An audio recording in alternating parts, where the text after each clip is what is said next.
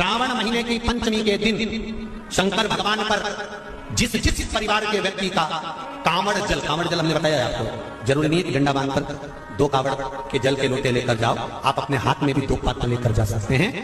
पंचमी तिथि के दिन हाथ में 2 लोटे जल के, 2 कलश जल के जब हम शंकर भगवान को चढ़ाते हैं तो ऊपर जो कमंडल होता है शिव जी के ऊपर जलधारी होती है, जिसमें जया, विषहरा, श्यामली, बारी, दौतली और देव शंकर भगवान की 5 बेटियां जिसमें विराजमान होती हैं। जब हम जल समर्पित करते हैं, हमारे पीढ़ी में, परिवार में अगर कोई अधोगति में मर गया होता है, कुंवारी अवस्था में चले गया होता है, गर्भ में मर गया होता है, गर्भ के बाहर निकलकर भी अगर कुंवारी अवस्था में चले गया होता है, तो श्रावण महीने की दोनों पंचमी पर परिवार का अगर कोई एक व्यक्ति भी जल चढ़ा देता है शंकर भगवान पर, तो सर्प की योनि में नहीं पड़ता, जीव मुक्त हो जाता है, प्रेत योनि में, सर्प की योनि से मुक्त हो जाता है। पंचमी कौन सी तिथि?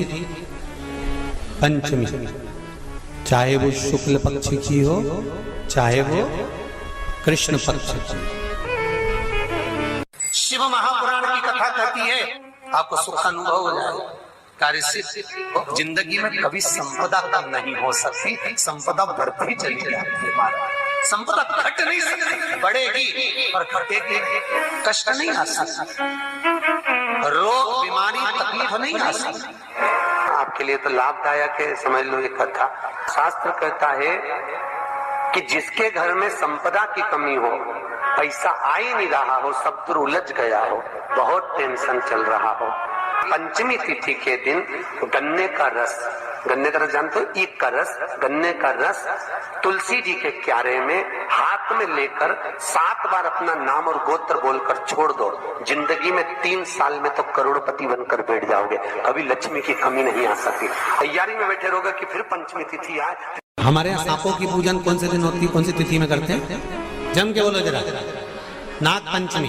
नाग पंचमी का मतलब क्या है? सांपों की पूजन करो। नाग पंचमी का मतलब होता है शंकर जी के मंदिर में जाकर 1 लोटा जल समर्पित कर दो। उसका कारण क्या है कि हमारे परिवार में, हमारे कुटुंब में, परिवार में कोई 7 पीढ़ी के अंतर्गत भी अगर कोई जीव तड़प रहा होता है, पड़ा हुआ होता है, उसकी मुक्ति नहीं होती है, तो पंचमी का चढ़ा हुआ जल उस जीव को प्राप्त हो जाता है और वो जीव तर जाता है, उसका फिर जन्म नहीं होता। वो तर संपदा के लिए अर्थात जिसका व्यापार नहीं चलता, जिसके घर में पैसा नहीं आता, या नौकरी नहीं लग रही, या सर्विस नहीं लग रही, आप अप्लाई कर रहे हो, जगह जगह जाकर इंटरव्यू भी दे रहे हो और पैसा नहीं आता, तो उसके लिए भी प्रयास किया जाता है। पर उसके लिए यहाँ पर जो धन के लिए करते हैं, उसके लिए विष्णुपदी के लिए करते हैं। मतलब जैसे गंगा के जल में तुलसी के 11 पत्ते डाले जाते हैं और उसको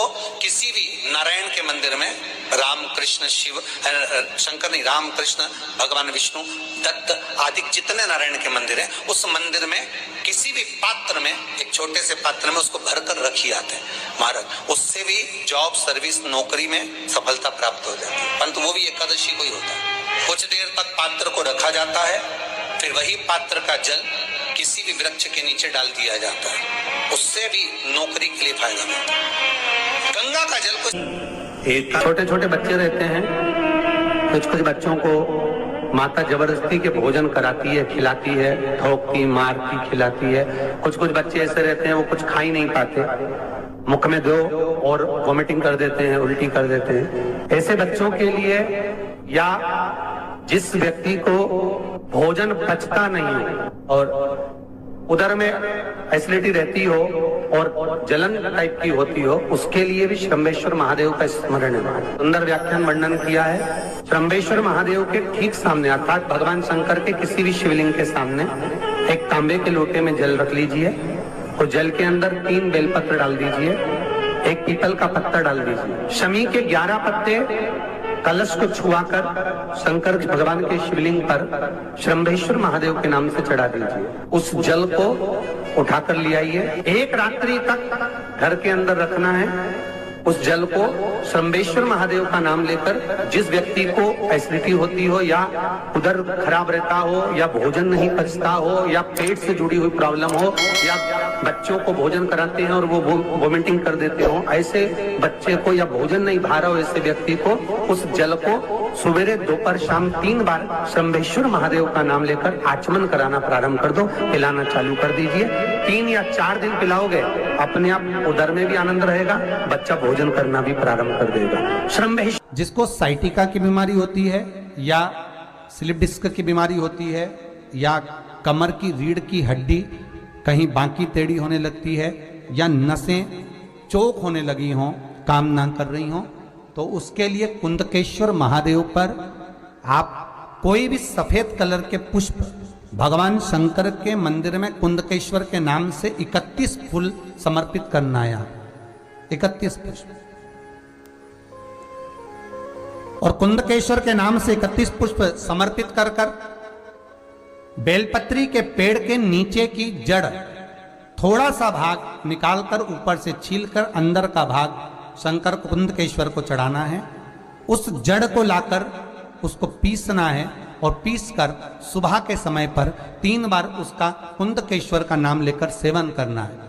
जिसको साइटिका और जिसको रीढ़ की हड्डी, स्लिप डिस्क, जिसको प्रॉब्लम होती है उसको बाबा कुंदकेश्वर एक ऐसे महादेव हैं, क्योंकि भगवान शंकर के चरण पर पार्वती के द्वारा फेंका गया कुंद का प्रहार हुआ और उससे बाबा को चोट लगी, जिससे बाबा का नाम कुंदकेश्वर पड़ा। जब आप जल समझेंगे अच्छे से, मान लो शंकर भगवान का शिवलिंग है और ये शिव जी का शिवलिंग है, ये जलाधारी है, ये गणेश जी का स्थान, कार्तिकेय का स्थान, बीच में अशोक सुंदरी का स्थान। शिव जी के ऊपर जो बूंद बूंद पानी जलाधारी में से टपकता है वो शिव जी की 5 लड़कियां, नाम बोलेंगे साथ में, जया, विषहरा, श्यामली बारी, दौतली, देव। शिव जी की 5 बेटियां। शिवलिंग में अगर आपने, डॉक्टर ने कहा कि बहुत बड़ी बीमारी है, तकलीफ है, 5 स्थान पर त्रिपुंड लगाना प्रारंभ करो। पहला, दूसरा, तीसरा, चौथा, 5वां, अर्थात शिवलिंग के कहीं पर भी भाग पर आप अगर 4 स्थान पर नीचे भी लगाएं और 1 स्थान पर ऊपर भी लगाएं, शिवलिंग के किसी भी भाग पर 5 जगह पर चंदन का लेपन करना प्रारंभ करो। उसी चंदन के भाग में से 5 जगह का नमः शिवाय बोलकर थोड़ा सा चंदन लेकर आइए कंठ पर और वक्षस्थल अर्थात हृदय पर उसको लगाना प्रारंभ करो। धीरे धीरे धीरे धीरे रोग कंट्रोल में आएगा और दुख मिटना प्रारंभ हो जाएगा। दुख मिटेगा। शिव जी के पंचानंद मुख से पंचाक्षर मंत्र प्रगटा है। कौन सा मंत्र है? सब बोलिए, नमः नमः। राम जी तक अगर तुमको तुम्हारी पूजन पहुंचाना है, भगवान कृष्ण तक तुम्हें अपनी कोई पूजन पहुंचाना है, देवी जी तक तुम्हें कोई पूजन पहुंचाना है, बृहस्पति महाराज, नवग्रह, राहु, केतु, चंद्र, सूर्य, बुध, मंगल, जो भी ग्रह हैं, शनि आदि, उन तक तुम्हें अपनी पूजन पहुंचाना है।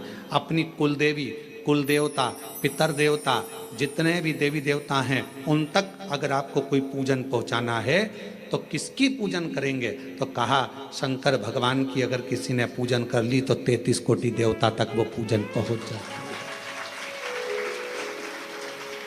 फिर वो पूजन 33 कोटि देवता तक पहुंच जाएगी। ये जितने भी देव हैं, जितने भी देवता हैं, जितनी भी देवियां हैं, जितने भी देव आदि कहें, चाहे वो पितर देव हों, चाहे कुल देव हों, चाहे वो कुल देवी हो, और जितने भी देवी देवता हैं, ये वृक्ष की पत्तियां, फूल और फल हैं और मेरा देव अधिदेव महादेव इस वृक्ष की जड़ है। जड़ को पूज लोगे तो सारे वृक्ष के अपने आप पूरी पत्तियों को, पूरे फल को, पूरी पुष्प को पूज दिया जाए। किसी ने कहा आपको केतु लग गया, किसी ने कहा आपको मंगल लग गया, किसी ने कहा आपको बुध लग गया, किसी ने कहा आपको शुक्र लग गया, शनि लग गया। और शिव महापुराण की कथा में रुद्रखंड कह रहा है ऐसा कोई ग्रह नहीं है जो शंकर भगवान के पास आकर अपना विनय नहीं करा। सूर्य देवता ने भी विनय करा, चंद्र देवता ने भी विनय करा, सारे बृहस्पति हो, शुक्र हो, बुध हो, मंगल हो, ये सारे देवता भगवान